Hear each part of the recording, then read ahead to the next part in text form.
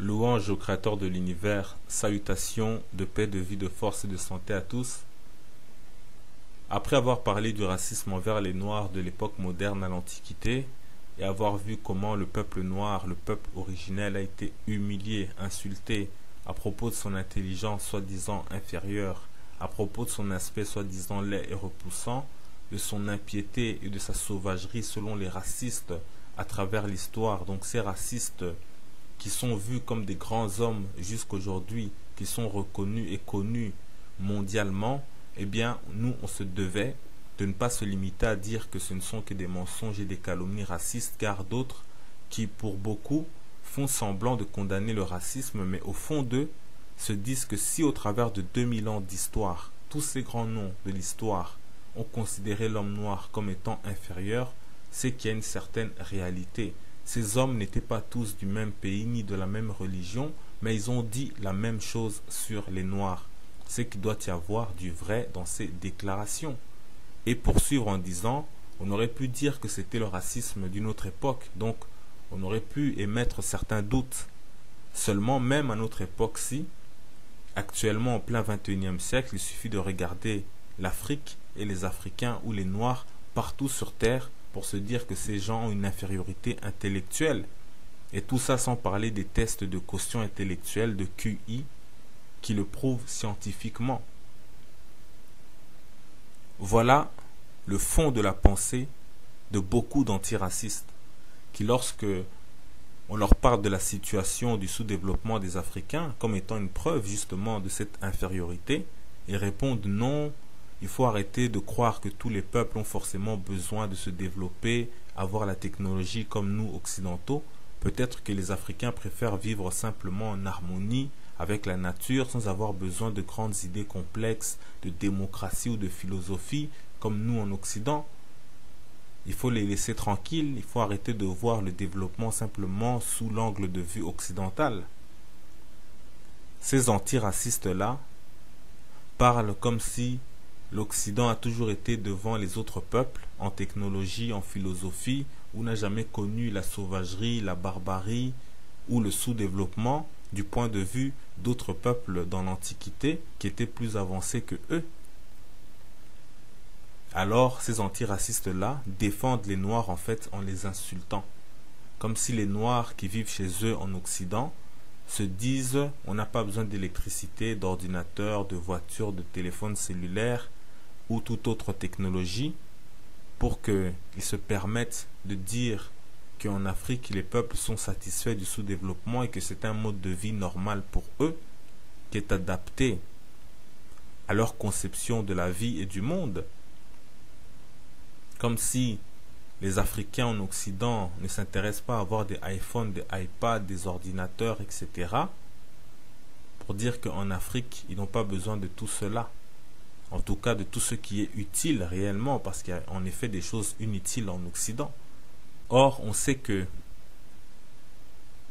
le sous-développement de l'Afrique est tout simplement le résultat d'une Afrique qui est dominée par les autres nations, ce qui le place tout en bas dans la hiérarchie, ce qui veut dire que le sous-développement des Noirs est tout simplement la mise en pratique de l'idéologie raciste qui hiérarchise les races en supérieur et en inférieur, en dominant et en dominé. C'est pourquoi on se devait de faire cette vidéo, ou cette série de vidéos, montrant que ce discours raciste, au travers des siècles, a simplement succédé à un discours contraire de la part notamment des Occidentaux eux-mêmes. Ce que l'auteur britannique du livre Black Athena, Martin Bernal, appelle le remplacement du modèle ancien par le modèle arien. Car il dit, et ce avec raison, comme on va le voir, que les anciens Grecs, considérés par les Occidentaux comme les pères de leur civilisation, reconnaissent et reconnaissaient aux Noirs de haute qualité humaine et civilisationnelle et leur vouaient une grande admiration à tous les niveaux, et cela n'a baissé qu'avec le déclin du peuple originel. Mais cette admiration était telle que cela ne les dérangeait pas, eux les Grecs, de dire que ce sont les Africains qui sont les fondateurs de la civilisation grecque.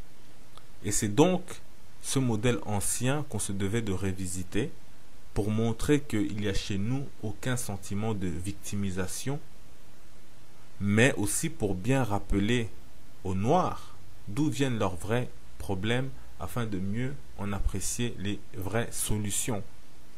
Ce sera aussi l'occasion de parler de Noirs illustres dans l'histoire, mais dont le nouveau modèle arien cherche à cacher, allant jusqu'à nier qu'ils étaient noirs, mais cela avec des milliers d'années de retard, comme si les gens d'aujourd'hui avaient vécu dans l'Antiquité et que les témoignages des gens de l'Antiquité ne valaient plus rien, parce que maintenant ils ont des outils archéologiques, etc., pour pouvoir dire comment étaient les peuples il y a 2000 ans. Et pour commencer et planter le décor, on tient à rappeler que on a vu des gens comme Nicolas Sarkozy ou Hegel ou encore Karl Marx qui disaient au 19e et 21e siècle que les Africains n'avaient pas d'histoire. Pourtant, il y a plus de 2000 ans, Platon, qui est considéré comme l'un des premiers philosophes occidentaux et sûrement le plus connu, faisait dire les paroles suivantes à un prêtre égyptien qui s'adressait à Solon, ce dernier qui n'est autre que l'un des 7 sages, comme on dit, de la Grèce antique. Donc on va lire un extrait du Timée, qui est une œuvre de Platon, et écouter les paroles donc d'un prêtre égyptien, donc d'un homme noir africain, dans un dialogue avec Solon, le sage de la Grèce antique. Nous lisons. Un des prêtres les plus âgés lui dit: Ô Solon, Solon, vous autres Grecs, vous serez toujours enfants. Il n'y a pas de vieillard parmi vous. Et pourquoi cela, répondit Solon. Vous êtes tous, dit le prêtre, jeunes d'intelligence. Vous ne possédez aucune vieille tradition ni aucune science vénérable par son antiquité. Plus loin, il dit: Chez vous ou ici ou ailleurs, d'événements glorieux, importants ou remarquables, sous d'autres rapports, tout cela existe chez nous, consigné par écrit et conservé dans nos temples depuis un temps immémorial. Mais en Grèce, à peine a-t-on constaté vos actions et celles d'autres peuples, soit par écrit ou par tout autre moyen en usage dans des États civilisés, que les eaux du ciel viennent périodiquement fondre sur vous comme un fléau, ne laissant survivre que des hommes sans lettres et sans instruction, de sorte que vous voilà de nouveau dans l'enfance, ignorant ce qui s'est passé dans l'Antiquité, chez vous aussi bien que chez nous. Point. Fin de citation. Voilà donc une réponse à Hegel, à Sarkozy, etc. Et cela vient d'un écrit de Platon, votre plus grand philosophe.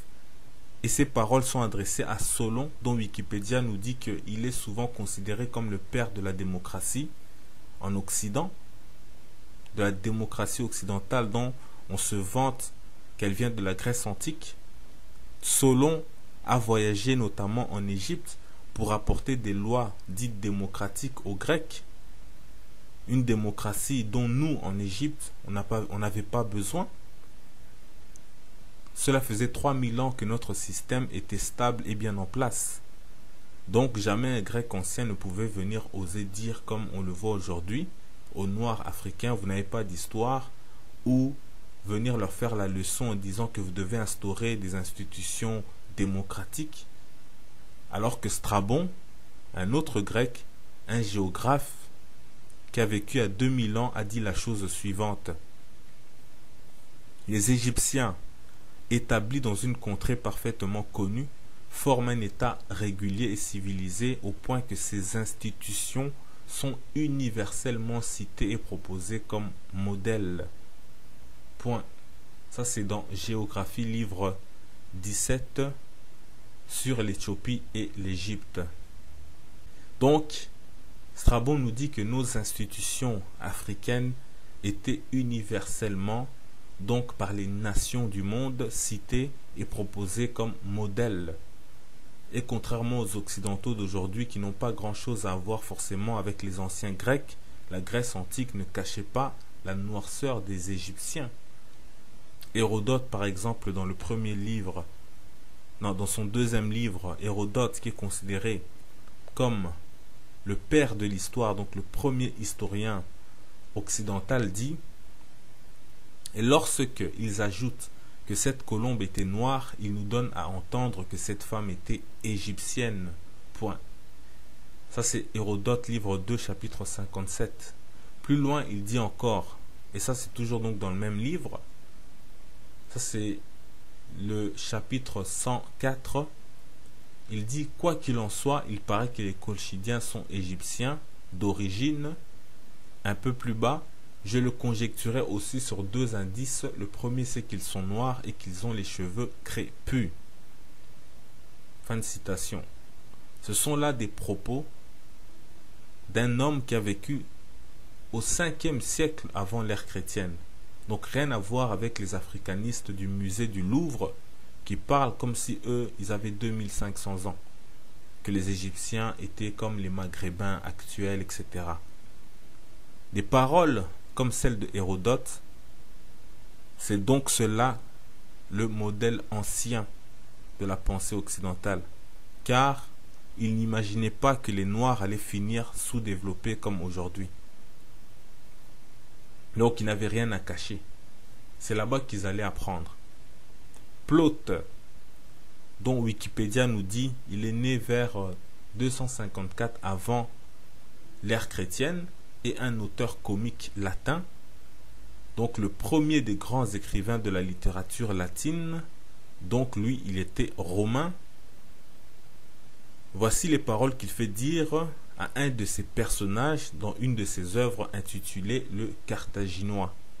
Il dit: mes poings lui accommoderaient un museau de négresse, je lui ferais tant de noir qu'elle serait plus noire qu'un Égyptien ou que ceux qui, aux représentations du cirque, apportent l'eau des chevaux. Ça c'est Plaute dans Le Carthaginois. Donc, il ne fait nul doute que les Égyptiens étaient noirs.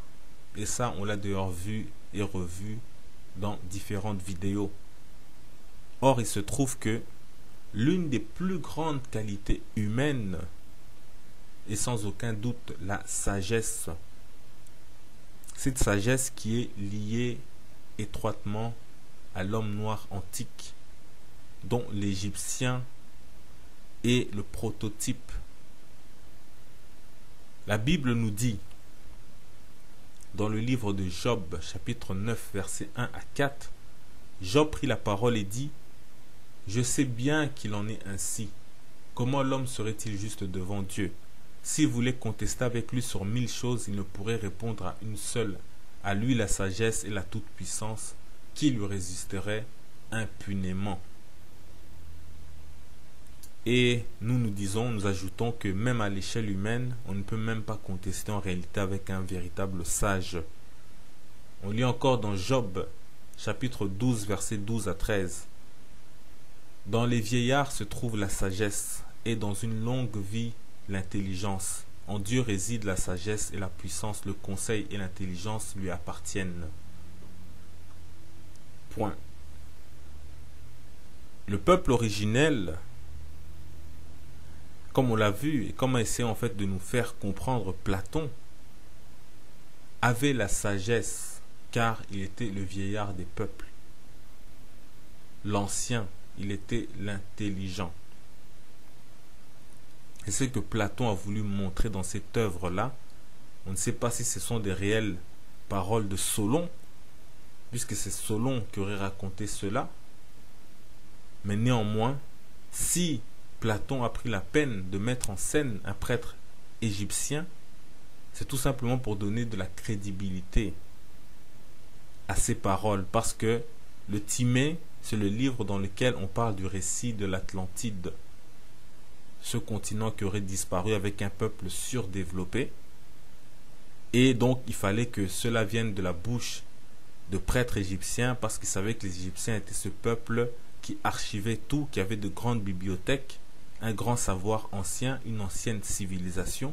Donc même dans le récit, que ce soit un récit qui vienne de Solon ou que Platon ait inventé, dans tous les cas, on avait besoin de mettre en scène un prêtre égyptien pour que cela soit plus crédible.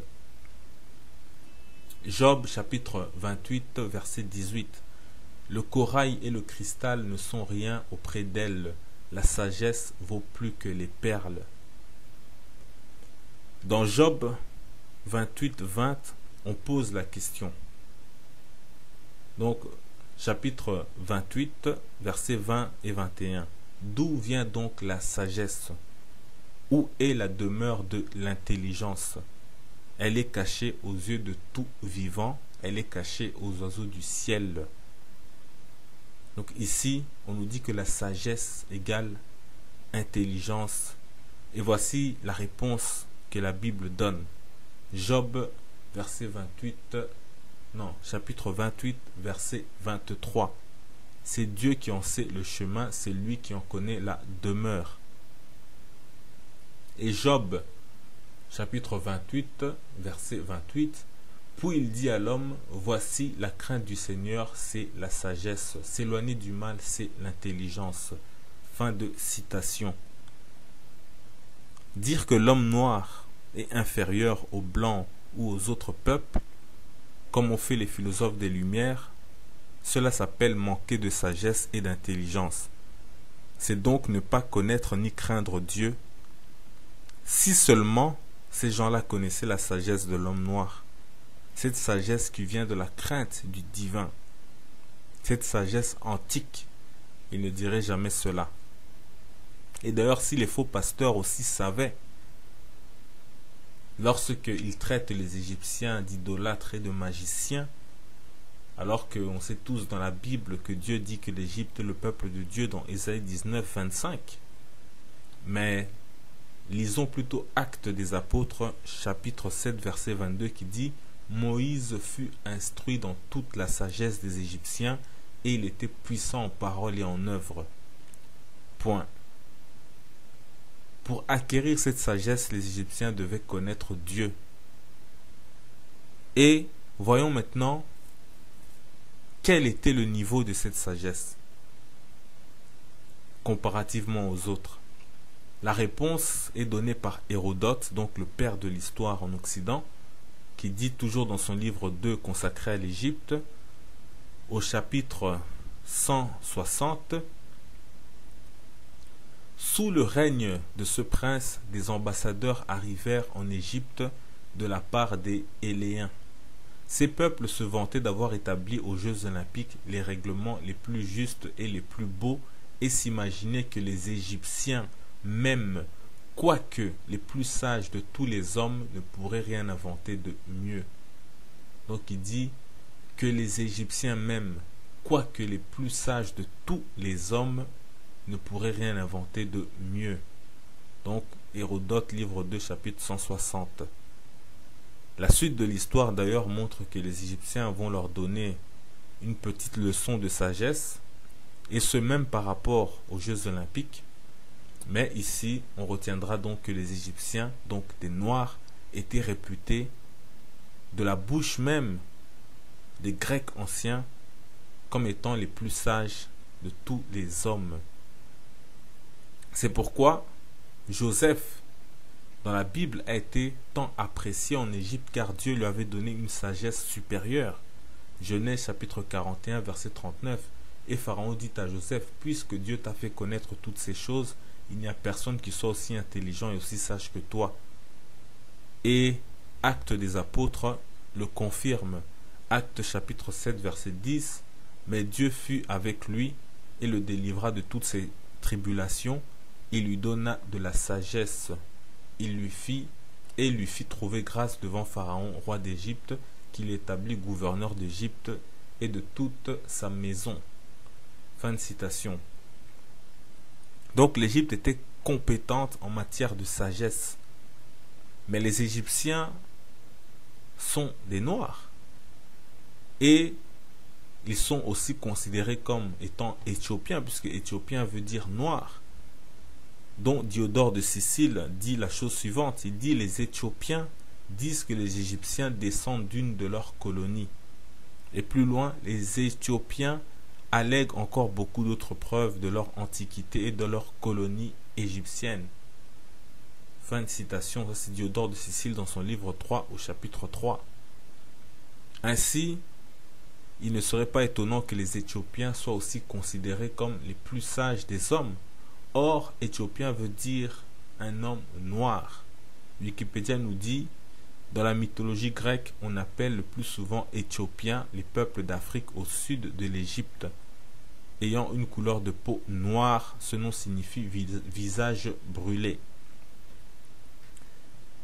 Ainsi, les Éthiopiens de l'Antiquité, ce n'étaient pas les Éthiopiens d'aujourd'hui, avec la capitale Addis Abeba, mais c'était l'Afrique subsaharienne.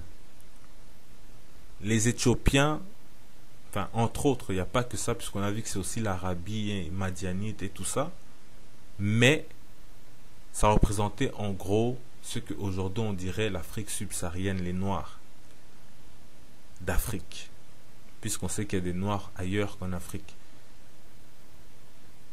Les Éthiopiens sont donc, comme on l'a dit, ces Africains subsahariens.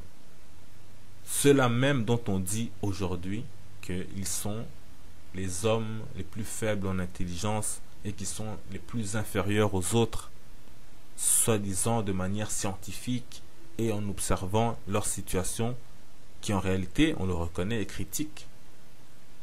Mais, puisque on parle de race supérieure, comme on a vu dans les vidéos au travers des siècles, de race supérieure et inférieure, alors pour terminer cette première vidéo sur la grandeur des Noirs, on va vous laisser donc sur les paroles d'un Romain du IIe siècle, après l'ère chrétienne, nommé Lucien de Samostate, qui, à lui tout seul, remet en place tous les propos racistes que l'on a présentés au cours de toutes ces vidéos sur le racisme spirituel, dont d'ailleurs au passage il reste encore une dernière vidéo qui va parler maintenant de l'origine du racisme.